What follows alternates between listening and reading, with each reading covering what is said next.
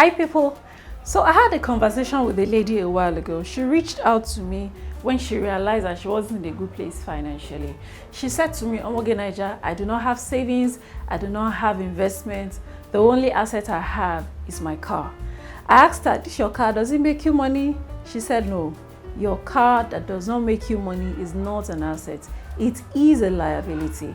An asset is only a thing that makes you money over a period of time, or a thing that appreciates in value over a period of time."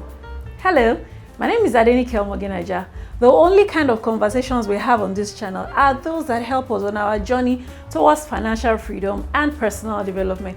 If these are the kind of conversations you like to have, I invite you to subscribe to the channel and click the notification button so that you can be notified when I upload new videos, also so that you can be part of the conversation.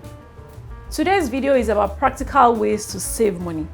You will come up with money goals, then decide that you want to save towards those money goals. Take that as number one tip. Number two, let your money goals be realistic. Do you want to save daily, weekly, or monthly? Also, how much is the amount you plan on saving in relation to your income? If your money goals are realistic, then you'll be able to stick to it. Also, how do you protect your savings? I know someone who has an account that does not have bank cards. That is how he protects his savings. The way I protect my savings is to join a contribution. So if, for example, my contribution is 100,000 naira per month and I have 180,000 naira in my account, automatically I know that the entire 180 does not belong to me. Only 80,000 belongs to me. That is how I protect my savings. So let your money goals be realistic so that you can stick to it. Then find a way to protect your savings. Number three, draw up a budget. A friend had a conversation with me a while ago, and she told me that on one of our social media platforms, she realized that she was spending upwards of 20 hours per week. A budget helps you track your expenses and your income. It helps you know where you are doing too much and where you're doing less. So come up with a budget and let it guide how you spend your income. Number four, don't buy on impulse. No, let the thing enter your eye. You know what I do? When I see something that is entering my eye, I'll just take a screenshot and then use the next 7 days to ask myself, "Omoge, do you really need this item?" After 7 days, the euphoria usually has worn off. But if after 7 days, I still feel like I need it, then I make the purchasing decision. But trust me, I'm able to avoid buying rubbish. Number five, do bulk shopping. Let me give you a classic example. So a bag of rice is 27,000 naira. If you calculate it piecemeal, that's about 421 naira per derica. Derica is the way we measure most of our food items in the open market in Nigeria. So, but if you buy it piecemeal, you buy it about 500 naira per derica. That will come to 32,000 naira per bag. So if you buy a bag of rice bulk, whether a bag or half a bag of rice, then you would have saved 5,000 naira on a bag of rice. Consider buying in bulk. It saves money at the end of the day. I came to a realization a while ago that the poor spend more money per item than the rich, because the rich buy in bulk and the poor buy piecemeal. So start thinking like the rich and start buying in bulk. Number six, cook at home. Pack your lunch to work. We all know that cooking at home is cheaper than eating out. So that extra money that you'll be saving per day, per week, per month, per year, you can have it and add it to your savings.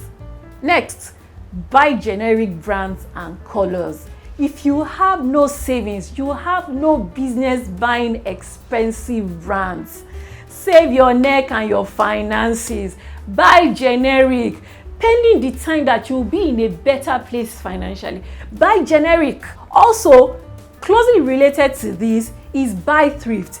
If you like those expensive designer wares so much, then buy Thrift. You can get it as low as 50% of the original cost or even far less, just so that you can have money to save and be in a better place financially.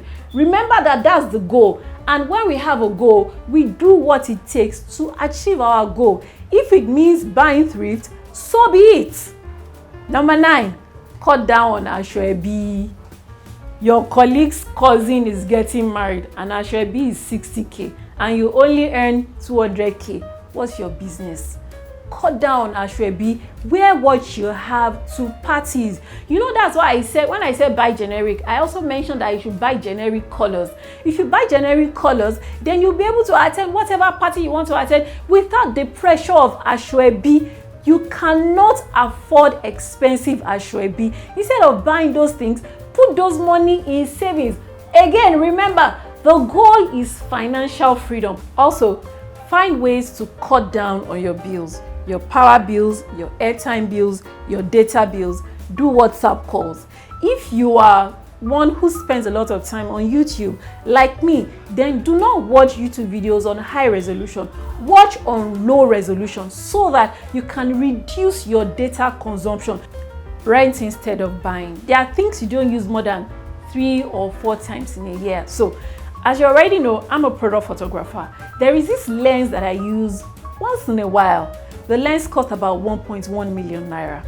So I always rent it. Instead of buying something worth 1.1 million naira and keeping it in the studio and use it only 4 times in a year, why don't I rent it for one day for 10,000 naira?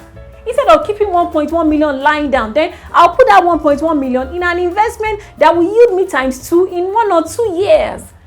I want you to consider renting instead of buying. Sell things you own but don't use. Auntie, that sewing machine has been sitting in your store for 5 years. Sell it instead of it being in the store and depreciating up to the point that the market value will become 0. Sell it and put that money in your savings. Let it give back to money for you. After all said and done, invest. Abi, what's the point of saving without investing? Money is your servant. Send it on errand.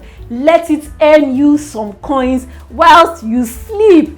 Invest. We have to get over this our fear of investing. Nigeria's economy is not stable. Yada yada yada yada yada. It's inside this same Nigerian economy that Dangote is making money. It's inside this same economy. Femi Otedola is an investor, majorly an investor, and he's making money. He's worth $1.85 billion inside this same Nigerian economy. We will not let fear cripple us. We will find smart ways to invest our money and grow our wealth. If you haven't already done so, please like this video and subscribe to the channel. Lastly, be generous. Share this video with your network of friends.